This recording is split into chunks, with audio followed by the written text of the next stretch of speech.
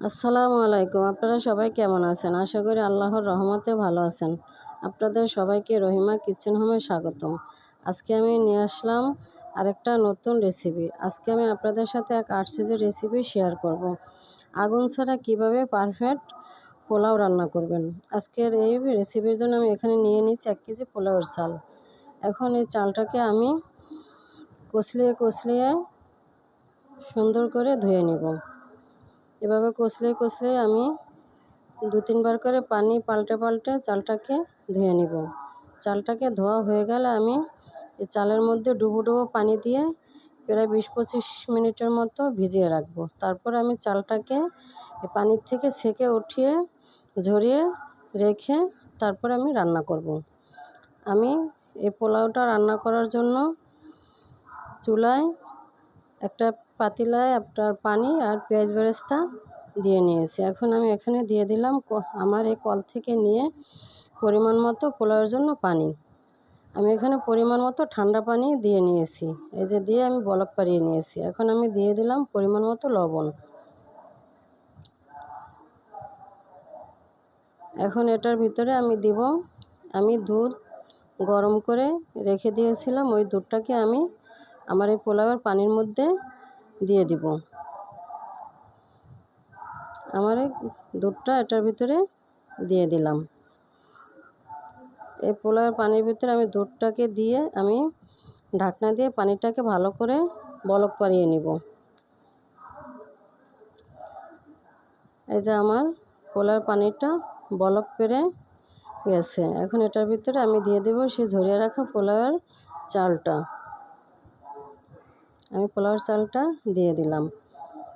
আমি এখানে আমার এই 1 কেজি পোলাওয়ের জন্য যে পরিমাণ মতো পানিটা লাগবে ওই পানিটা দিয়ে আমি বলক পেরে নিয়েছি। তারপরে আমি চালটা দিয়ে এই যে আমি নেড়ে দিচ্ছি। দেখেন আমার পোলাওয়ের উপরে কিন্তু চালটার উপর যথেষ্ট পানি আছে। এভাবে আমি এখানে ঢাকনা দিয়ে এখন এটাকে কিছুক্ষণ জাল করে নিব। এই যে আমি চুলায় দিয়ে জাল করছি। এই জাল দিয়ে আমি এটাকে বলক পাড়িয়ে নিব। যখন আমার চালটা এভাবে টকবক করে ফুটবে এবং পানিটার সাথে চালটা উঠে আসবে, তখন এই যে দেখেন আমার এই চালটা আর পানিটা প্রায় মাখো। এই চালটা কিন্তু পানির সাথে উঠে আসছে। চালটার সাথে যথেষ্ট পানি আছে, একেবারে বেশিও না একেবারে কমও না। এই অবস্থায় আমি ঢাকনা দিয়ে 3-4 সেকেন্ড বলক পাড়াইয়া আমি এখন এই আগুনটাকে অফ করে দিব।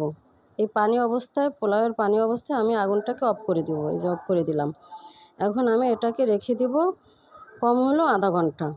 আপনারা এর থেকে বেশিও রাখতে পারেন। 1 ঘন্টা 1.5 ঘন্টা আপনার বাসায় মেহমান আসছে, আপনার আরও অন্য তরকারি রান্না করতে হবে।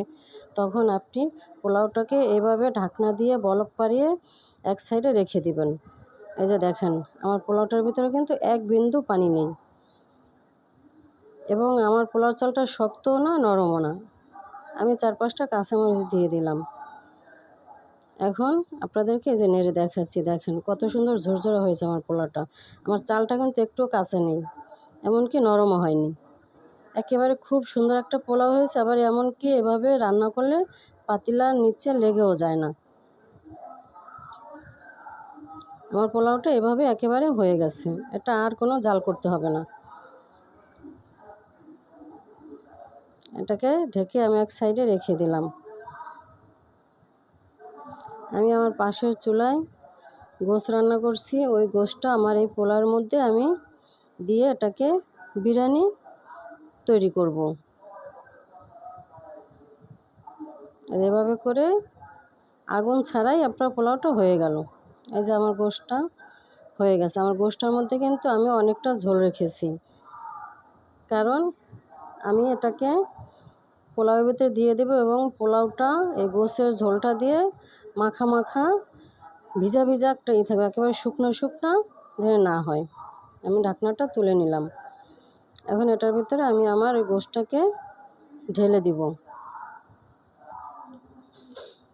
আমি আমার গোশটাকে পোলাওয়ের মধ্যে দিয়ে নেড়েচেড়ে নিব। আমি 4টা কাঁচামরিচ দিয়েছি এবং গোশটাকে পোলাওর সাথে নেড়েচেড়ে মিশিয়ে নিয়েছি। আমি ঢাকনা দিয়ে আর 10 মিনিটের মতো রেখেছি।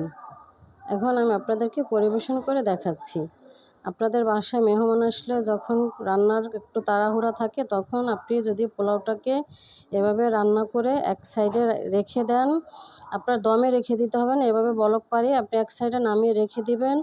তাহলে আপনার পোলাওটা একেবারে পারফেক্ট পোলাও হবে, না নরম হবে, না শক্ত হবে, না পাতিলার সাথে নিচে লেগে যাবে। আপনারা এভাবে একবার রান্না করে দেখবেন, আপনাদের অনেকটা উপকার হবে। এই যে দেখেন, আমার পোলাওটা কিন্তু অনেক সুন্দর হয়েছে। আল্লাহর রহমতে আপনারাও একবার চেষ্টা করে দেখবেন, আপনাদেরটা অনেক সুন্দর হবে। আজকের আমার এই রেসিপিটা আপনাদের কেমন লাগলো আমাকে কমেন্ট করে জানাবেন। লাইক, কমেন্ট, শেয়ার করবেন, আমার পাশে থাকবেন, আমার জন্য দোয়া করবেন। আপনারাও সবাই ভালো থাকবেন। আমার পোলাওটা কিন্তু একেবারে ঝরঝরা হয়েছে। এই যে আমি একটা চাল আপনাদেরকে দেখাচ্ছি, এই দেখেন।